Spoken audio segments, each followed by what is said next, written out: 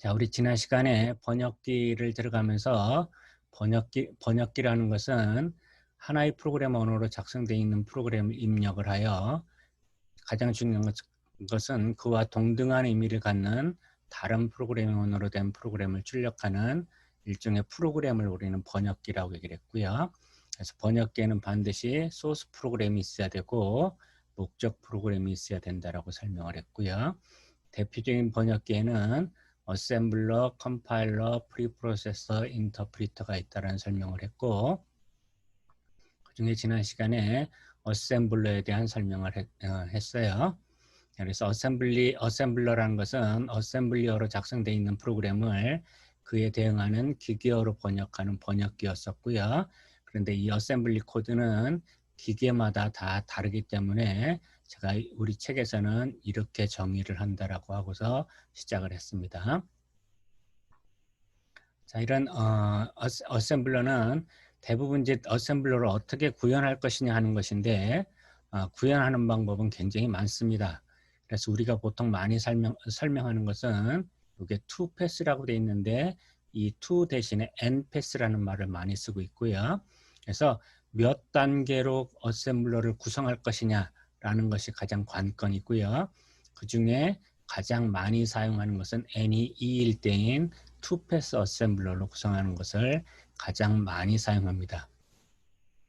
자, 이 패스라는 것은 컴파일러를 구성할 때도 똑같이 사용되기 때문에 여기서는 간단하게 알아보면 패스라는 것은 하나의 입력 파일을 단 한 번만 읽는 것으로 구성되는 단위로 하나의 패스는 일반적으로 여러 개의 페이스라고 하는 단계들로 구성될 수 있습니다. 결국은 패스라는 것은 하나의 입력 파일을 한 번만 딱 읽어서 결과를 내야지만이 되는 단위를 패스라고 얘기를 할 수 있고, 그런 패스 안에는 여러 개의 단계들 페이스라는 것이 들어가 있다는 것이고요. 그래서 단계라는 것은 소스 프로그램을 하나의 표현에서 다른 표현으로 변환하면 모두 다 단계라고 부를 수 있겠습니다. 투패스 어셈블러는 첫 번째 패스하고 두 번째 패스로 나눠질 수 있는데, 우리가 첫 번째 패스인 퍼스트 패스라는 놈은 우리가 어셈블러를 부르게 되면 첫 번째 작용하는 놈이 바로 첫 번째 패스가 작용을 합니다. 그래서 이 첫 번째 패스라는 것은 어셈블리 코드를 가지고 심볼 테이블을 작성합니다. 그래서 우리가 기호표라고 되어 있는데 이 기호표도 컴파일러를 설명하면서 다시 자세하게 설명할 겁니다. 기호표는 구성하는 방법도 여러 가지를 이제 해볼 수 있는데요. 여기서는 간단한 기호표를 써놨고요. 그래서 식별자 이름을 쓰고 그 다음에 주소가 들어가 있는 이런 심볼 테이블을 작성하게 되어 있습니다. 그래서 어셈블리 코드를 하나 읽으면서 예를 들어 앞에서 했던 이런 B equal A 플러스 2라는 문장을 읽으면 B라는 놈에 대한 식별자가 되는 거죠. 그 놈의 주소는 어디인지를 저장하는 것입니다. 마찬가지로 B라는 이름에 대한 주소를 저장하는 것이고, 그래서 모든 식별자 이름들, 거기에 저장되어 있는 주소들을 적는 것이 첫 번째 패스로서 심볼 테이블을 작성한다 혹은 기호표를 작성한다라고 설명하고 있습니다. 단 여기서 하나의 이제 워드라는 것은 4바이트 단위로 구성이 되는데 4바이트도 기계마다 다를 수 있습니다. 기계마다 2바이트로 구성될 수도 있고요. 가장 많이 사용하는 것은 4바이트로 구성되기 때문에 제가 4바이트로 가정을 했고, 각 식별자의 주소는 0바이트부터 시작을 합니다. 그래서 여기 있는 대로 0바이트부터 4바이트씩 그 뒤에 이어져서 주소들이 정해지게 되겠고요.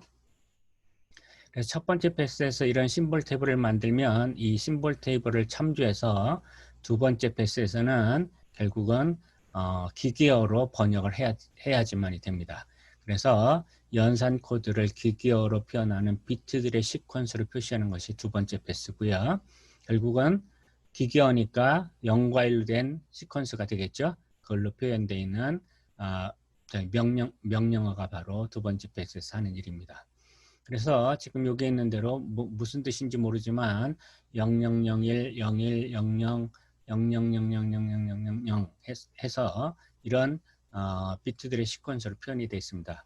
그래서 일반적으로 이제 어셈블리 코드는 앞에 있는 요 네 비트를 네 개의 비트는 명령어 비트입니다.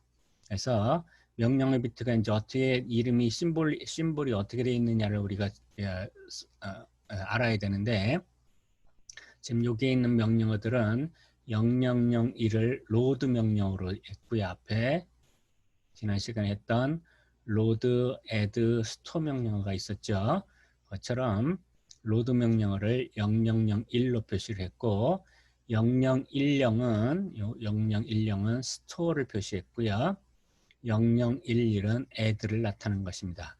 그래서 이것 의미가 지난 시간에 했던 여기에 있던 이 명령어를 지금 수행하고 있는 것입니다.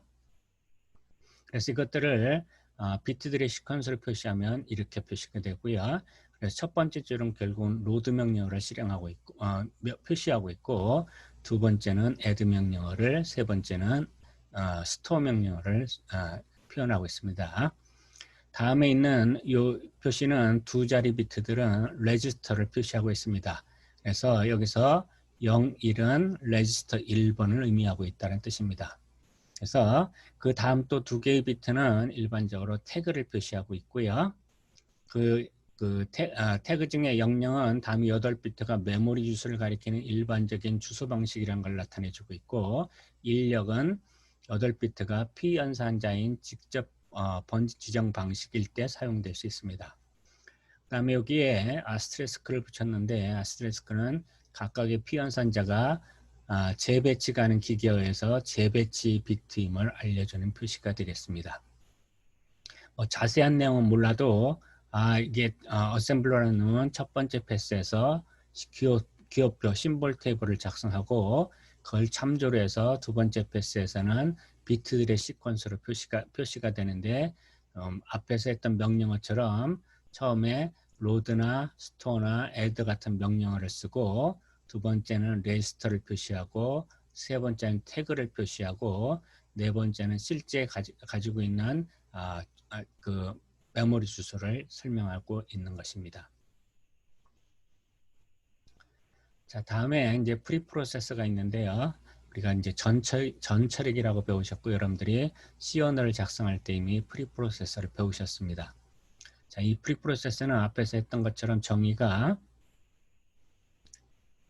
소스 프로그램이 고급 언어로 작성되어 있는 프로그램이어야 되고요. 그 다음에 목적 프로그램은 고급 언어로 작성되어 있는 프로그램이라고 얘기를 했고요.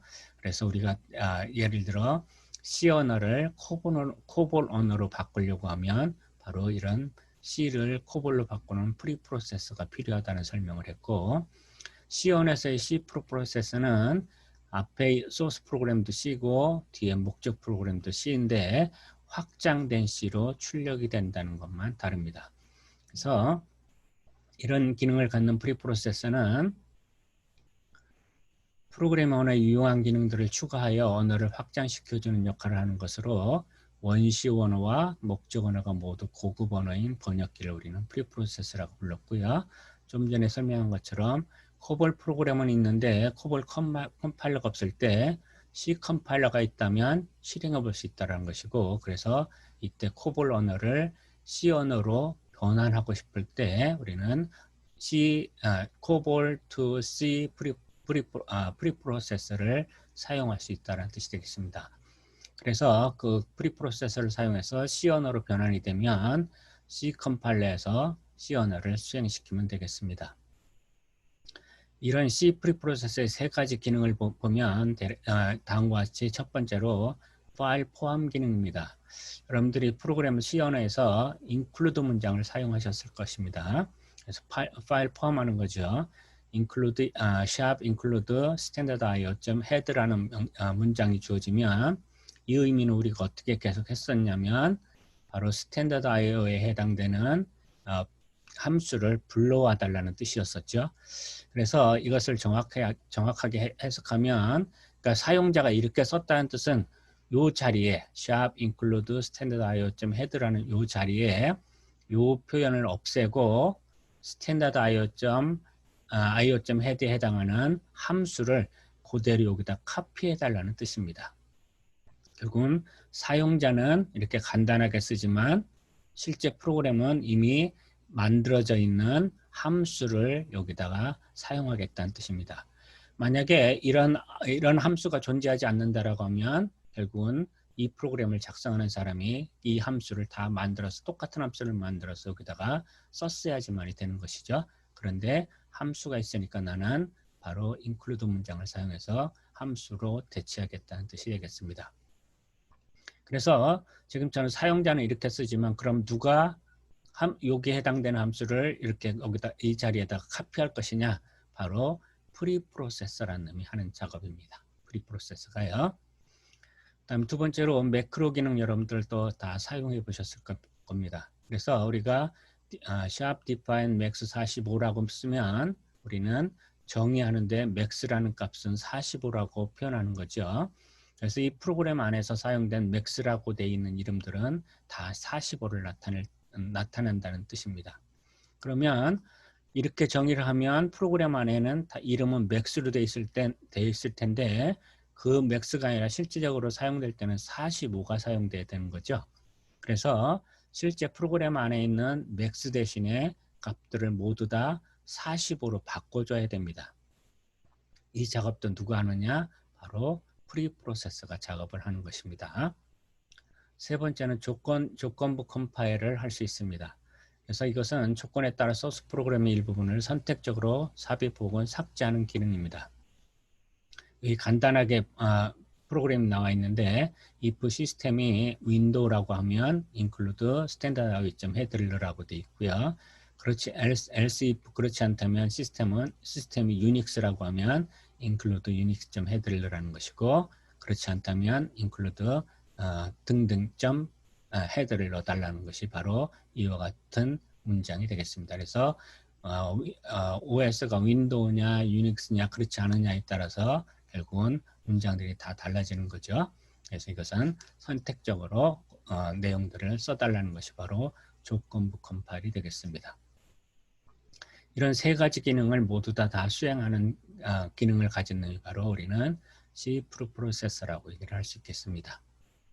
그래서 여러분들이 C 프로그램에서 이렇게 include 문장을 쓴다는 뜻은 프리프로세서한테 부탁하는 거죠. 그래서 프리프로세서한테 네가 작업하는 시간에 바로 여기에 해당되는 함수를 불러와 달라고 부탁하는 내용이 되겠습니다. 자, 이제 프리프로세서가 언제 불려오느냐 하는 것이 이제 프로그램 전체 실행 시간에서 봤을 때 언제 불려올 것이냐 하는 것입니다. 우리는 프리프로세서를 따로 부르지는 않죠. 여러분들이 부르는 것은 컴파일 아니면 실행을 하게 되어 있습니다. 그것은 통합 환경 내에서 여러분들한테 쉽게 사용하도록 쓴 문장이 되겠고요. 그러면 어디엔가는 컴파일이나 실행 안에 어디엔가는 프리프로세서를 불러오는 기능이 있다라는 거죠. 일반적으로 여러분들이 컴파일을 부르게 되면 프리프로세서라는 놈이 제일 먼저 불려옵니다. 그래서 바로 이와 같은 작업을 해서 C를 확장된 C로 바꿔주고요. 그러니까 이런 것들이 다 없어지고 원래 함수 있는 프로그램으로 다 바꾼다는 거죠. 이것도 아까 설명한 것처럼 다 바꿔주고요. 그래서 확장된 C로 바꾼 다음에 그 다음 단계는 컴파일러가 작업을 해서 확장된 C를 가지고 그 다음에 어셈블리 프로그램으로 변환을 합니다. 그 다음에 어셈블리 프로그램은 다시 어셈블러를 콜하고요. 그런 다음에 어셈블러에서 기기어로 다시 바뀝니다. 지금 이 과정은 여러분들이 눈에는 안 보이지만 통합 환경 내에서 컴파일을 클릭했을 때 수행되는 내용이라고 볼 수 있겠습니다. 자, 그래서 우리가 이제 번역기 중에 또 인터프리터하고 컴파일러 가장 대표적인 것이라고 얘기를 했고요. 다시 한번 이 내용을 정리하기 전에 앞에서 정의한 내용을 먼저 보고 넘어가도록 하겠습니다. 컴파일러는 소스 프로그램이 고급원으로 작성되어 있는 프로그램이고요. 인터프리터도 고급원으로 작성되어 있는 프로그램입니다. 그래서 지금 앞에 설명한 프리프로세서까지 세 개 다 소스 프로그램은 고급원어로 작성되어 있는 프로그램이고요. 컴파일러가 작업하면 목적 프로그램은 어셈블리어로 되어 있는 프로그램이거나 기기어로 된 프로그램을 출력으로 나타내 줍니다. 프리프로세서는 아까처럼 고급 언어로 작성되어 있는 프로그램을 고급 언어로 작성되어 있는 프로그램으로 변환해 줍니다. C 언어의 예를 들어 C는 확장된 C로 바꾼다고 얘기를 했고요. 혹은 C 언어를 코볼 언어로 바꾼다는 이런 설명을 했습니다. 세 번째, 인터프리터는 마찬가지로 고급 언어로 작성되어 있는 프로그램 입력으로 봤지만 목적 프로그램이 바로 프로그램이 나오는 것이 아니라 실행 결과를 나오는 방법입니다. 그래서 바로 이제 우리가 번역기를 구현하는 방법 중에, 언어를 구현하는 방법 중에 가장 대표적인 것은 컴파일러 방법, 인터프리터 방법이 있습니다. 그래서 컴파일러 방법으로 언어를 구현하도록 원래 설계를 했다라고 하면 그런 언어들을 우리는 컴파일러 언어라고 부르고요. 인터프리터 언어로 구현하도록 원래 언어를 만들 때 설계를 했다라고 하면 그런 언어들을 인터프리터 언어라고 부릅니다. 그러면 예를 들어 C 언어는 지금 우리가 보통 뭐라고 얘기하는 C 언어는 컴파일러 언어입니다. 그러면 C 언어를 만들 때 이미 목적에 컴파일러를 목적에 두고 언어를 디자인했다는 뜻이 됩니다. 다시 말해서 이런 과정을 거치도록 디자인했다는 뜻이고요. 그러면 C 인터프리터는 못 만드느냐라고 물어보면 당연히 만들 수 있습니다. C 인터프리터를 만들어도 되는데 C를 만들 때 디자인을 컴파일러를 목적에 뒀기 때문에 C를 인터프리터로 구현하면 C 언어의 특징이 잘 나타나지 않습니다. 그래서 인터프리터로 구현하지 않는 이유입니다. 그러니까 만들 수 있다고 하는 거, 만들 수 있는 건 다 만들 수 있는데 그 언어가 번역기가 컴파일러가 있으면 컴파일러 언어가 되고 인터프리터가 있으면 인터프리터 언어가 되는 것이 아니라 언어를 설계할 때 번역기를 컴파일러를 목적에 뒀느냐 인터프리터를 목적에 뒀느냐에 따라서 컴파일러 언어, 인터프리터 언어로 분류되는 것입니다. 그래서 컴파일러 언어는 예를 들어 우리가 보통 많이 사용하는 C나 앞에서 했던 알골, 코볼, 그 다음에 포츄란 이런 언어들이 다 컴파일러 언어가 되겠습니다. 반면에 인터프리터 언어는 앞에서 설명한 언어 중에 리스비라는 놈이 있었고 인공지능에 사용되는 리스비라는 언어, 그 다음에 APL이라는 언어, 뭐 이런 것들이 인터프리터 언어가 되겠습니다. 그래서 이 두 놈을 더 정확하게 이제 살펴보면 자, 일단 컴파일러부터 설명을 하면 컴파일러 처리 과정입니다. 우리 뭐 책 전체가 이제 컴파일러 내용을 설명할 건데 바로 이런 내용으로 컴파일러가 처리가 됩니다. 그래서 여러분들이 고급 언어로 작성되는 소스 프로그램을 만들면 예를 들어 C로 작성되어 있는 프로그램을 만들면 그걸 입력을 하죠. 그래서 컴파일러를 부르면 지금 안에 있는 세부 내용은 없어요. 이것을 번역해서 목적 프로그램으로 바꾸는데 얘가 주로 기기어 아니면 어셈블리어로 바뀐다는 뜻이고요. 만약에 어셈블리 언어로 되어 있으면 다시 한번 어셈블러를 불러서 목적 프로그램으로 바뀝니다. 그래서 여기서 얘기하는 목적 프로그램은 기기어 프로그램이라고 볼 수 있고 이 기기어 프로그램은 실행 가능한 프로그램이냐라고 봤을 때 그런 것은 아닙니다. 그래서 이런 오브젝트 프로그램을 우리는 링킹이라는 작업을 해야 되고요. 링커가 링킹한다라고 얘기를 하고 로더가 로딩한다라고 얘기를 해서 링킹과 로딩을 해야 바로 메인 메모리에 머신 코드로 작성되어 있는 프로그램이 올라옵니다. 그래서 그 상태를 우리는 실행 가능한 코드라고 얘기를 하고 바로 실행을 할 수 있다는 뜻이 되겠습니다. 그래서 컴파일러는 아까처럼 고급 언어로 작성된 소스 프로그램을 받아서 전체를 번역을 해서 기기어로 바꿔주더라 이런 방법입니다. 그래서 이렇게 하는 방법이 컴파일러 방법이고 마찬가지 인터프리터는 어떻게 하느냐 여기 시작을 보면 코드를 봤는데 앞에서는 여기에 있는 소스 프로그램을 전체를 한꺼번에 봤죠. 컴파일러는 반면에 인터프리터는 한꺼번에 받지 않습니다. 한 라인씩을 받습니다. 한 명령어씩을 받는 것입니다. 그래서 첫 번째 명령어를 받고 그 명령어를 번역해서 수행을 하고 수행이 끝나면 결과가 화면에 보여집니다. 한 라인이 수행되고 결과가 보여지고 결과가 보여진 다음에 다음 라인을 호출하고 번역하고 실행하고 또 결과 보여주고 그 다음 라인을 호출하고 번역하고 실행하고 이런 방법으로 하는 것이 바로 인터프리터 방식입니다. 그래서 인터프리터는 한 라인을 입력하고 엔터를 치면 결과가 나오니까 바로 한 라인씩마다 저하고 이렇게 대화를 하는 것처럼 보이죠.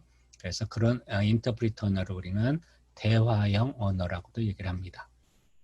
그래서 중요한 건 한 라인씩 번역하고 실행한다는 것이고요. 컴파일러는 전체 프로그램을 한꺼번에 번역하고 한꺼번에 실행한다는 뜻입니다. 이렇게 했을 때 서로의 이제 장단점이 무엇이냐라고 볼 수 있습니다. 우리가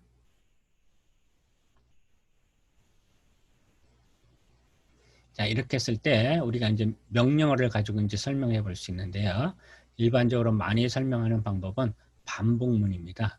그래서 예를 들어 내가 for i는 1부터 100까지 안에 문장을 한 3개를 썼습니다.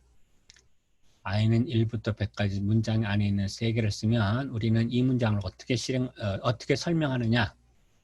그래서 제어 변수가 i가 되니까 i가 첫 번째 1일 때 안에 있는 명령어 3개를 수행하고 끝나면 다시 i 값을 하나 증가시키고 2일 때 3개의 문장을 실행하고 다시 i 값을 증가시키고 3일 때 3개의 문장을 실행하고 해서 전체 실행은 300번을 실행하는 거죠. 300개의 문장을요. 그죠? 이렇게 우리는 프로그램을 설명하고 있습니다. 자, 그런데 아까 이 내용에서 보면 컴파일러 기법은 어떻게 하냐면 이런 반복문을 여러분들이 쓰면 그 반복문을 한꺼번에 번역한다는 뜻입니다.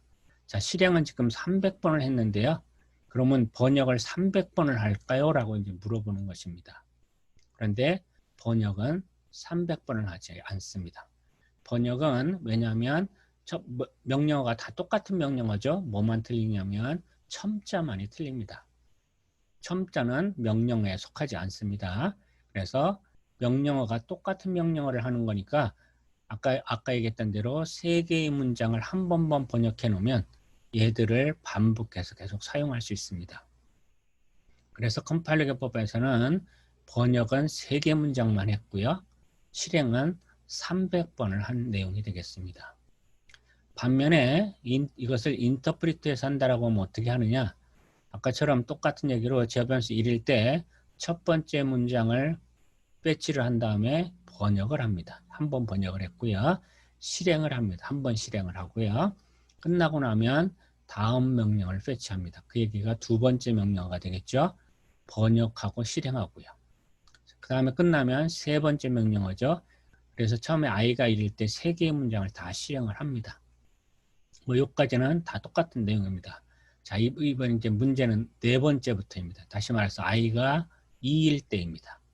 i가 2일 때 오면 다시 우리가 얘기하는 네 번째 문장인데 아까 이미 문장을 패치에다가 번역을 한번 했었죠.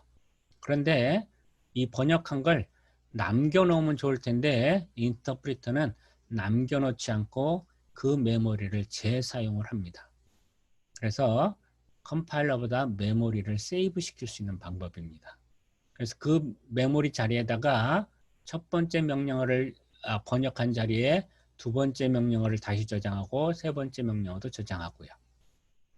그럼 다시 두 번째 i가 2일 때 왔을 때 안에 있는 첫 번째 문장이 아까 번역했던 그 문장이 저장되어 있느냐라고 물어봤을 때 보장할 수가 없는 거죠. 그죠? 그래서 어떻게 해야 되느냐? 다시 번역해야 됩니다. 그래서 다시 번역하고 실행하고요. 그럼 이렇게 하면 결국은 for i는 1부터 100까지 안에 있는 3개 문장을 실행한다고 하면 번역을 몇 번 했느냐? 300번을 한 거죠. 실행도 300번을 한 것이고요. 그러면 실행 시간이 번역 더하기 실제 실행을까지 한 것을 실행 시간이라고 보면 컴파일러 기법은 3번 번역에 300번 실행, 인터프리터는 300번 번역에 300번 실행이죠. 누가 빠를까요?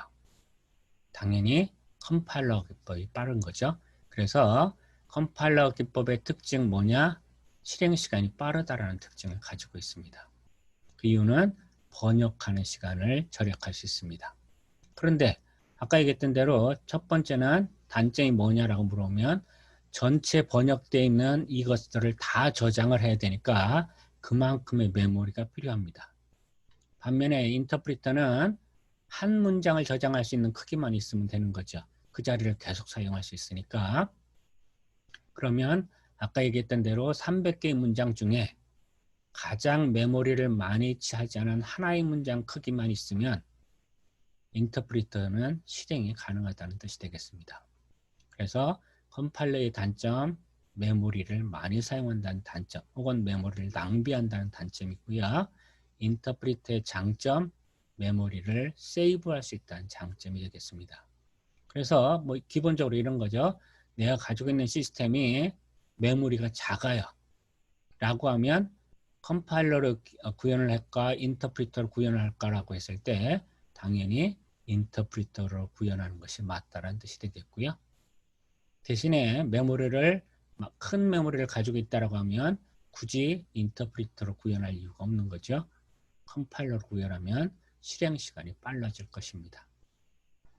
또 컴파일러의 이제 단점이 또 뭐가 있느냐면 여러분들이 예를 들어 C 언어를 프로그램을 작성하면서 내가 C 언어에서 사용하는 변수들 이름을 반드시 첫 번째 선언해야 됩니다. 예를 들어 인테자 A, B를 선언했습니다. 이걸 선언하지 않으면 어떻게 되나요? 에러가 나타나죠. 자, 왜 선언을 반드시 해야 되느냐? 라고 이제 물어볼 수 있습니다. 인테자 A라고 선언하는 이유는 내 프로그램에서 A라는 변수를 우리가 이 이름을 식별자고 변수 얘기했었죠. A라는 변수를 사용하려고 한다라는 것을 알려주는 것이고요. 변수로 사용한다고 하니까 뭐가 있어야 돼요? A의 값을 저장할 수 있는 기억 장소가 필요했던 거죠. 그래서 기억 장소 할당을 해야 됩니다. 할당을요. 그래서 컴파일러 기법에서는 바로 그 변수에 대한 기억 장소 할당을 하고 그 변수를 기억 장소에 찾아갈 수 있는 액세스 방법인 주소를 부여하는 거죠. 그죠? 네, 주소를 부여해서 다음에 그 변수를 찾아갈 수 있도록 이렇게 해줍니다. 그렇게 해서 컴파일러 기법은 모든 변수에 대한 기억 장소 할당을 하게 되어 있습니다. 만약에 변수에 대한 기억 장소 할당을 하지 않으면 결국은 내가 이 변수가 변수를 쓸 거라는 것을 모르기 때문에 실행하는 중간에 결국은 그 변수에 대한 기억 장소를 할당해야 되죠. 그러면 어떻게 되느냐?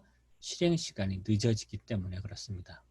컴파일러는 목적이 실행 시간을 빠르게 하는 목적으로 되어 있기 때문에 아까처럼 변수들도 당연히 다 선언문에서 사용해야지만이 되도록 되어 있습니다. 그러면 선언문이 없는 언어도 있을 수 있겠죠. 그 얘기는 선언문이 없다는 뜻은 변수를 쓰지 않는다는 뜻이 아니라 중간중간 내가 필요할 때마다 변수에 대한 기억 장소 할당을 하고 사용하겠다는 뜻입니다. 그런 방법이 바로 어떤 언어냐? 인터프리터 언어입니다. 아까 인터프리터 언어는 한 명령어씩 수행한다고 했으니까 이 명령어를 수행하는 데 필요한 내용이 있다고 하면 그때서 기억 장소 할당을 하는 얘기입니다. 그러니까 컴파일 시간이 따로 있는 게 아니기 때문에 한꺼번에 하지 않고 필요할 때마다 기억 장소 할당을 합니다. 그래서 인터프리터 언어들은 지금처럼 선언문이 없습니다. 컴파일러한테 알려줄 이유가 없어요. 그래서 선언문을 사용하지 않는 것이 이제 특징이고요. 자, 그 다음에 또 이제 이렇게 하다 보니까 어떤 특징이 나타나느냐? 컴파일러는 아까처럼 실행 시간을 빠르게 해서 모든 변수를 다 선언했습니다. 자, 내가 아까처럼 인테저 A로 선언한 다음에 프로그램을 실행하다 봤더니 A가 플로트로 바뀌면 좋겠어요. 혹은 캐릭터로 바뀌었으면 좋겠어요. 라고 했을 때 중간에 바꿀 수 있나요? 다시 선언해서 바꿀 수 있는 방법은 없죠. 그죠? 자, 그래서 지금처럼 컴파일러는 한번 변수를 선언하면 기억 장소 할당을 실행하는 중간에는 바꿔줄 수가 없습니다. 바꿔주지 못해요. 자, 타입을 바꾸는 거는 또 다른 얘기고요. 그래서 지금처럼 한 번 선언되어 있는 변수는 다른 타입의 변수로 중간에 바꿔지지 못한다는 그런 단점이 생기는 거죠. 그래서 우리는 컴파일러는 융통성이 없다라고 얘기를 합니다. 반면에 인터프리터는 어떠느냐라고 물어보면 인터프리터는 아까처럼 그 문장을 실행할 때마다 필요한 놈을 선언하고 그 다음에 그것들에 대한 기억장소 할당을 한다라고 했으니까 아까처럼 인테저를 쓰다가 어떤 문장이 갔더니 얘를 캐릭터로 바꾸고 싶다. 그럼 캐릭터로 선언했으면 아무 문제가 없습니다. 그죠? 그래서 결국은 이놈은 인터프리터 언어는 융통성을 많이 가지고 있는 언어입니다. 자, 그래서 전체적으로 다시 한번 정리해 보면 컴파일러 언어는 한꺼번에 번역을 해서 빠르게 하는 것이 목적이고요. 그렇게 하려고 봤더니 단점들이 메모리를 많이 사용하고 융통성이 없다라는 그런 단점들이 생겼고요. 반면에 인터프리터 언어는 이렇게 해서 하다 보니까 실행 시간은 늦어진다는 단점이 생겼지만 반면에 첫 번째는 메모리를 세이브할 수 있다는 장점이 생겼고요. 두 번째는 융통성이 있다는 장점이 생겼습니다. 그것이 바로 컴파일러하고 인터프리터의 장단점입니다. 그래서 아까 얘기했던 대로 메모리의 환경이 어떤 것이냐에 따라서 우리는 이 언어를 컴파일러로 구현할까 인터프리터로 구현할까를 일반적으로 하고 있고요. 자, 이런 두 가지 방법은 이제 극단적이라고 보면 우리가 이제 많이 하는 방법이 있죠. 두 가지 방법을 혼용해서 사용하는 방법이야. 그죠? 그러면 아까 얘기했던 대로 컴파일러 기법에서 모든 변수를 선언하지 말고 융통성을 부여할 수 있는 방법은 없을까? 거꾸로 인터프리트에서는 실행 시간을 좀 더 빠르게 하는 방법이 없을까? 하는 것이 바로 이 두 가지를 혼합하는 형태라고 볼 수 있습니다. 얼마든지 혼합화해서 사용하는 언어들이 좀 많이 나타나 있고요. 그런 언어들을 가지고 우리는 뭐라 그럴까요? 합당하다 혹은 그러니까 아까처럼 이쪽 한쪽 면만을 강조하다 보니까 다른 쪽 면이 없는데 다른 쪽을 강조하게 되면 이제 우리가 중간 정도의 이 중간 정도의 지점에서 만들 수 있는데 이런 것을 우리는 컴퓨터에서는 뭐라고 부르느냐? 옵티마이제이션이라고 불렀죠. 최적화요. 그죠? 최적화라고 부릅니다. 그런데 진짜 우리가 얘기하는 최적화의 의미일까라고 이제 다시 한번 물어볼 수 있습니다. 분명히 옵티마이제이션이라고 쓰는데 그것이 최적화일까라고 얘기를 하는 것입니다. 가장 좋은 방법이냐? 예를 들어 아까처럼 컴파일러를 통째로 써야 되는 것을 컴파일러 반에 인터프리터 반을 쓰면 어떻게 될까요? 이 중간에 쓴 놈은 컴파일러보다 속도는 실행 시간은 느려지죠. 당연히요. 대신에 융통성은 증가했습니다. 거꾸로 인터프리트에서 보면 인터프리트에서의 속도보다는 빨라졌다는 장점이 생겼죠.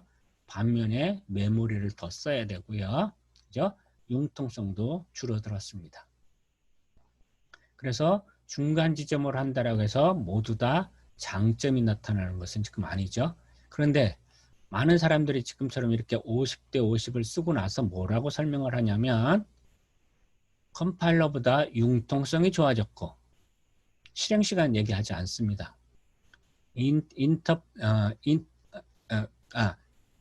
컴파일러보다 융통성이 좋아졌고 인터프리터보다 실행시간이 빨라졌다라고만 설명을 합니다. 맞는 얘기죠? 두 가지가 좋은 점입니다. 반면에 거꾸로 얘기 안 한 이 두 가지가 또 있습니다. 어떤 것이 있어요? 컴파일러보다 실행시간 느려졌고요. 인터프리터보다 융통성 나빠졌고요. 그죠? 그러면 한쪽 면만을 다 좋다라고 설명하는 방법하고 두 쪽 면이 모두 다 나빠지는 방법이 되는 거죠. 자, 그래서 우리 사회하고 비슷한데요.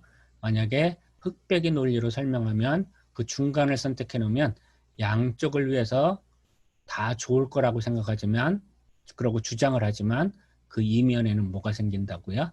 다 나빠지게 만든다는 의미도 가지고 있습니다. 그래서 두 가지를 하이브리드 형태로 했다라고 해서 좋아지는 것은 아닙니다. 단지 하이브리드를 할 때 아까처럼 장점만을 따서 만들었을 때 단점을 어떻게 보완할 것이냐 하는 것이 가장 큰 문제죠. 마찬가지로 그 얘기를 보완하는 방법이라고 하면 컴파일러에서도 아까 얘기했던 대로 융통성을 줄 수 있는 방법은 뭐가 없을까? 인터프리트에서 빠르게 하는 방법은 없을까를 찾는 방법하고도 똑같다고 볼 수 있겠습니다. 그래서 전체적으로 컴파일러하고 인터프리터를 설명을 했고요. 자, 그것을 이제 정리해 놓은 걸 한번 읽어보면 반복문이나 계속 호출되는 부 프로그램처럼 많은 횟수를 반복 처리하는 프로그램의 경우에는 컴파일러 기법이 큰 도움이 될 수 있다. 아까처럼 어떤 쪽에 큰 도움이 되어 실행 시간이 빨라집니다. 실행 시간이요. 자, 인터프리터 기법에서는 반복 처리할 때마다 다시 디코딩해야 하지만 컴파일러 기법에서는 전체적으로 한번 디코딩하면 그 다음부터는 실행만 하므로 실행 시간 측면에서 매우 효율적이다라고 얘기를 했고요. 아까처럼 번역 시간이 줄어들었죠. 그러나 컴파일러 기법은 때로 몇 줄의 소스 프로그램이 몇백 줄의 기계어로 번역되어 큰 기억 장소를 필요로 한다는 단점을 가지고 있습니다. 아까처럼 전체 소스 프로그램을 한꺼번에 번역해서 저장을 해야 되니까 그 저장하는 만큼의 큰 메모리를 요구한다는 단점이 생겼고요. 또한 아까처럼 융통성도 없다는 단점이 있습니다. 반면에 인터프리터에서는 인터프리터와 컴파일러는 서로 상반관계, 우리가 보통 이제 트레이드오프라고 얘기를 하죠. 두 변수가 서로 반대 방향으로 움직이는 것을 트레이드오프라고 얘기를 하고요. 한쪽이 좋아지면 한쪽이 나빠진다는 그런 의미입니다. 다시 말해서 우리가 실행 시간을 빠르게 하려고 하면 반대급부가 항상 나타나죠. 단점이요. 빠르게 하면 어떤 단점이 나타나요? 계속 비용이 높아집니다. 비싸집니다. 예를 들어 메모리를 좋은 걸 쓰면 좋은 메모리를 쓰려고 그러면 돈이 더 들어가는 거죠. 그죠? 대신에 실행 시간은 빨라집니다. 그런 의미입니다. 그럼 비용하고 속도 면에서는 두 놈 사이에 무슨 관계냐? 트레이드오프 관계가 성립한다는 뜻이죠. 한쪽을 좋게 하려고 하면 한쪽은 나빠진다는 뜻이니까 그런 트레이드오프 관계가 컴퓨터 분야에서는 항상 일어납니다. 이 번역 기법인 인터프리터하고 컴파일러에서도 두 놈 사이는 트레이드오프 관계입니다. 그래서 한쪽에 장점이 되면 다른 쪽엔 단점이 된다는 뜻입니다. 속도를 보면 컴파일러는 빠르게 하는 장점, 인터프리터는 느리는 단점을 갖고 있는 거죠. 또 아까 메모리를 컴파일러는 많이 사용한다는 단점, 인터프리터는 적게 할 수 있다는 장점. 마찬가지로 융통성이 없다는 단점, 인터프리터는 융통성이 많다는 장점. 다 트레이드오프 관계죠.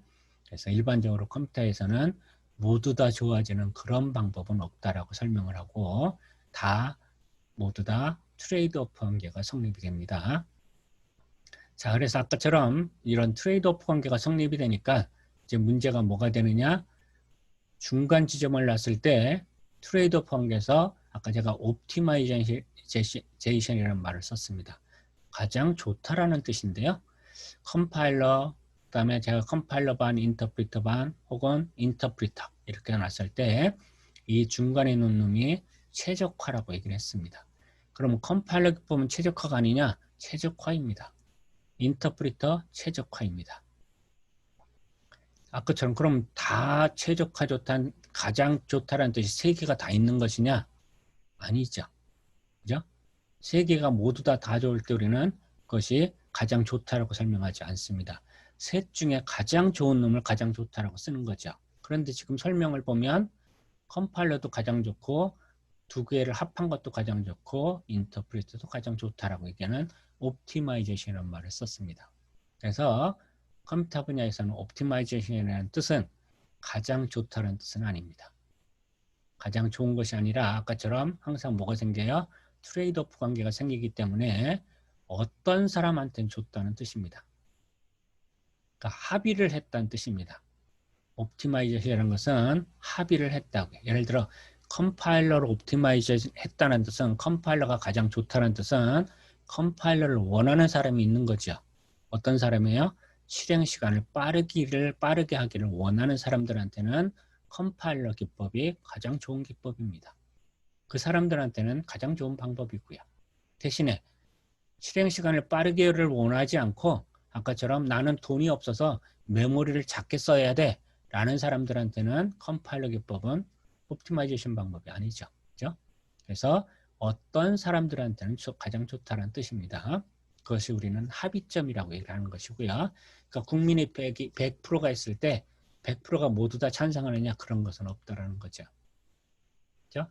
대충 보면 컴파일러 빠르게 하는 걸 반을 좋아하면 50%가 좋아하는 얘기고요. 50%는 빠르게 하는 걸 그렇게 좋아하지 않는다는 뜻이고요. 마찬가지 인터프리터를 썼을 때 똑같은 얘기입니다. 돈이 없는 사람들 아까처럼 메모리를 세이브해야 되니까 그런 사람들한테 융통성도 부여할 수 있는 방법인 인터프리터를 선호합니다. 그래서 그런 사람들한테는 옵티마이제이션입니다. 대신에 이 인터프리터를 써서 빠르게 실행돼야 되는데 이렇게 할 수는 없기 때문에 빠르게 실행을 원하는 사람들한테는 인터프리터는 다 안 좋다고 설명을 할 것입니다. 반면에 또 반반 섞어놨을 때 어떠냐? 이것도 최적화 얘기죠.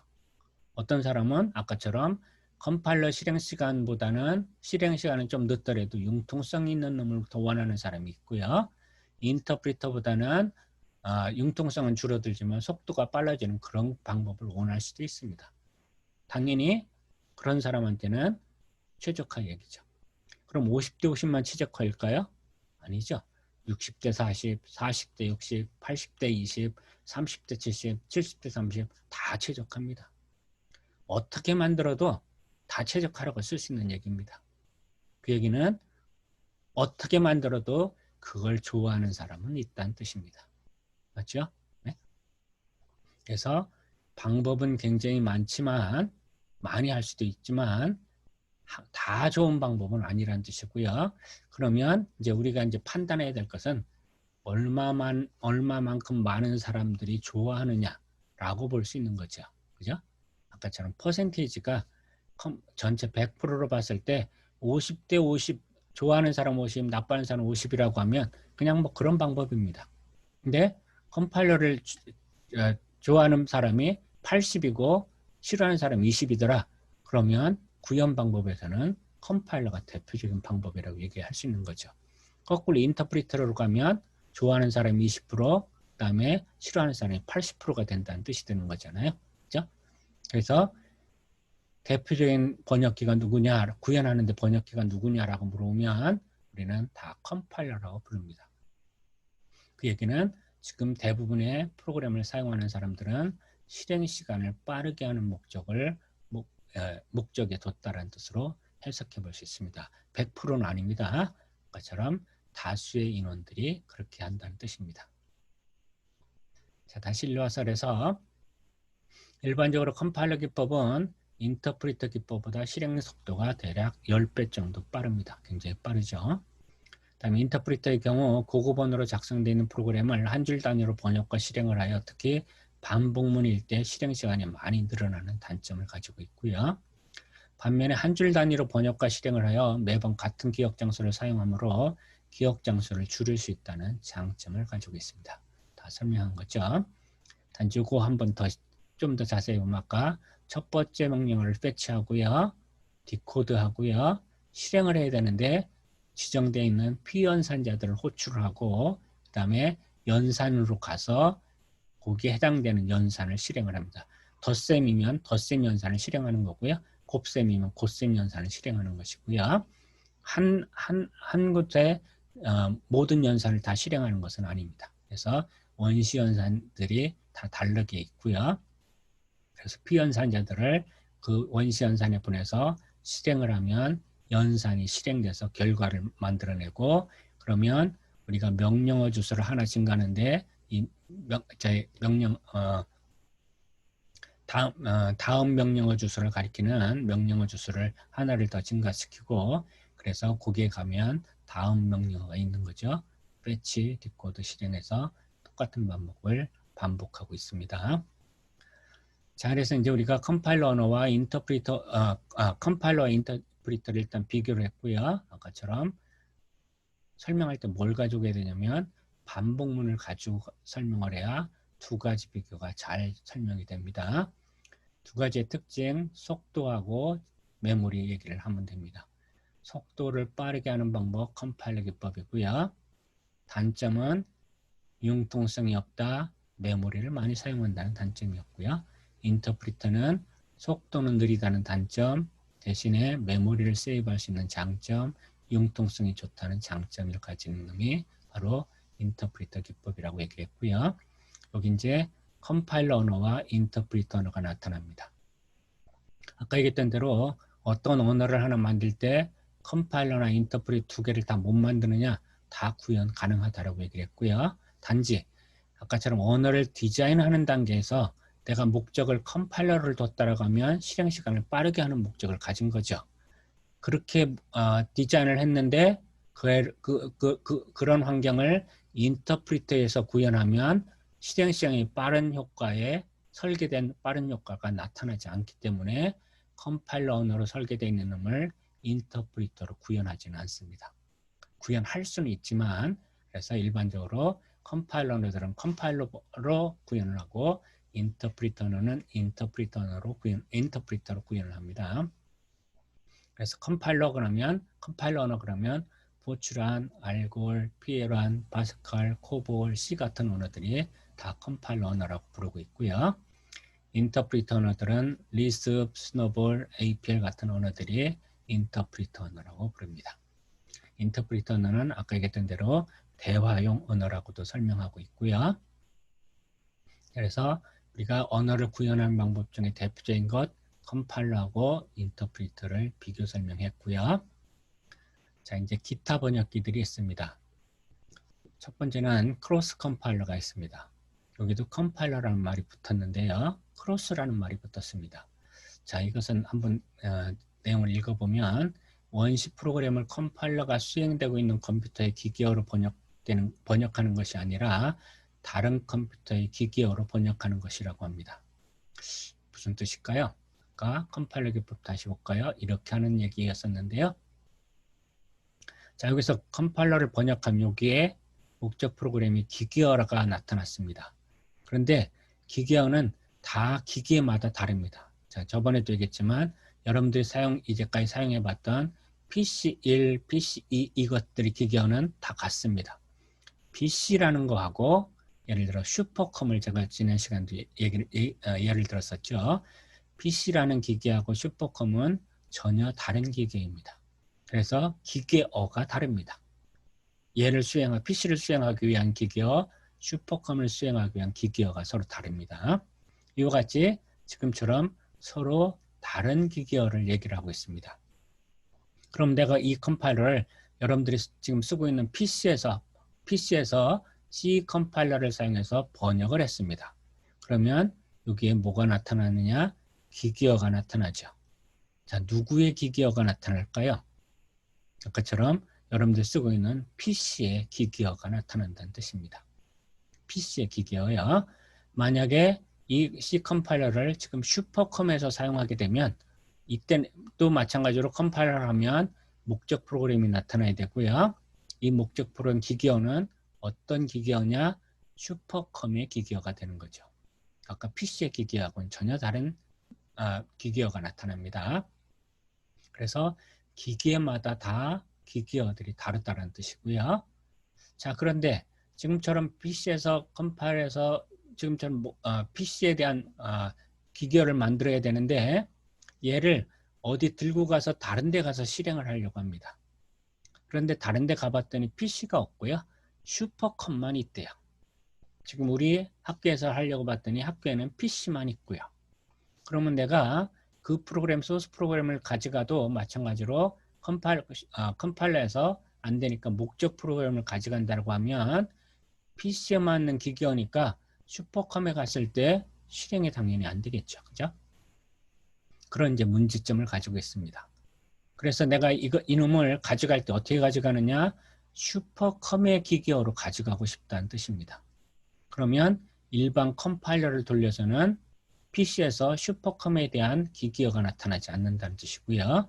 자, 이때 사용하는 컴파일러를 우리는 크로스 컴파일러라고 부릅니다. 크로스 컴파일러야 다른 기계의 기계어로 만들어주는 얘기입니다.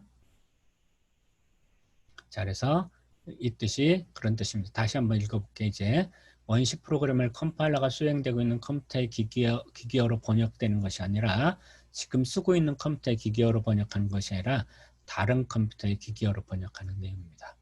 그러니까 PC하고 슈퍼컴 얘기 정확하게 이해하셨죠? 그래서 예를 들면 목적 프로그램이 수행되어지는 컴퓨터 용량이 커야 할 경우 용량이 작은 컴퓨터에서 크로스 컴파일러에 의해서 번역만 하고 번역된 목적 프로그램은 용량이 큰 컴퓨터에서 실행을 하는 방법도 있습니다. 아까 제가 이제 아까처럼 컴퓨터가 없는 가정도 있지만 프로그램은 작았는데 실행을 하려고 봤더니 컴퓨터 용량이 메모리 용량이 엄청 커야 된다는 뜻입니다. 시간도 많이 걸리고요. 그러기 위해서는 그런 컴퓨터에서 실행을 하기 위해서는 아까처럼 목적 프로그램을 그 컴퓨터의 기기어로 가지고 가야지만이 실행이 되겠죠. 그래서 그런 큰 컴퓨터에서 실행할 수 있는 목적 프로그램을 가지고 가는 것이 바로 크로스 컴파일러의 목적이 되겠습니다. 자, 실리콘 컴파일러라고 있는데 이 실리콘 컴파일러 디자인하는 사람들이 많이 사용하는 것입니다. 디자인 그 건축 디자인이 아니고 우리 컴퓨터 디자인, 컴퓨터 아키텍처를 설명하고 있는 겁니다. 기존의 언어와 유사한 소스 언어를 가지고 있으나 이 언어에 사용되는 변수는 기억 장소의 위치를 나타내지 않고요. 우리가 사용하는 변수의 의미가 아닙니다. 스위치 회로에서의 논리적 신호, 그래서 0 또는 1이나 논리 회로의 그룹을 나타내는 것이 바로 변수의 의미가 되겠습니다. 또한 이런 실리콘 컴파일러의 출력은 어떤 것이 되느냐? 어떤 적당한 언어로 표현되어 있는 회로 설계도가 출력이 됩니다. 입력은 하이레벨 랭귀지를 넣는데 출력을 봤더니 아까처럼 머신 코드가 생성돼야 되는데 머신 코드 대신에 회로 설계도가 생성이 된다는 서킷 디자인이라고 얘기를 하는 것이죠. 그래서 바로 회로를 설계하는 사람들이 많이 사용하는 컴파일러가 바로 실리콘 컴파일러가 되겠습니다. 자, 바이트 코드 컴파일러 여러분들 자바 시간에 많이 들어보신 거죠. 자바 언어가 대표적인 얘기고요. 바이트 코드 컴파일러는 자바 소스 프로그램을 바이트 코드라고 불리는 중간 언어로 첫 번째는 컴파일러를 하고요. 그래서 컴파일러가 먼저 작업을 해서 자바 프로그램인 경우에는 바이트 코드가 출력이 생기고요. 그런 다음에 이런 바이트 코드를 실행해야 되니까 이런 바이트 코드를 자바 가상기기에서 인터프리터로 실행을 합니다. 그래서 컴파일러와 인터프리터를 다 사용하는 방법이 바로 자바가 되겠고요. 그래서 이때 자바에서 사용하는 컴파일러를 바이트 코드 컴파일러라고 부릅니다. 그래서 자바 언어 처리기를 컴파일러 방법과 인터프리터 방법을 결합한 혼합형 컴파일러라고 부릅니다. 아까 설명한 반반씩을 쓴 것은 아니지만 앞단계, 뒷단계를 서로 다르게 했다는 뜻이 되겠습니다. 혼합형 컴파일러는 바로 이렇게 되어 있습니다. 자바에서 소스 프로그램, 컴파일러에서 중간 언어 프로그램, 그다음 인터프리터 실행을 하는 것이고요. 자바는 바이트 프로그램이 중간 언어로 사용되고 있습니다. 자, 마지막 지리 인터프리터가 나타내는데 쿼리 인터프리터에서 데이터베이스에서 주로 사용하는 거죠. 그래서 반기연산자나 불연산자를 포함하는 수로를 하나의 데이터베이스 그 수로를 만족하는 레코드를 찾기 위한 명령어로 번역하는 것으로서 여기서 수로는 한 객체의 성질이나 객체와 객체 사이의 관계를 표현하는 것을 말하고 있습니다. 쿼리 질문을 주면 그에 대한 답을 바로 DB에서 찾아서 주는 것이 바로 쿼리 인터프리터라고 보시면 되겠죠. 이런 것들이 기타 번역기라고 볼 수 있겠습니다. 그래서 번역기에 대한 설명을 다 마쳤고요. 자, 다음 시간에는 언어 처리 시스템에 대해서 설명하도록 하겠습니다. 여러분들 오늘 수고 많이 하셨습니다.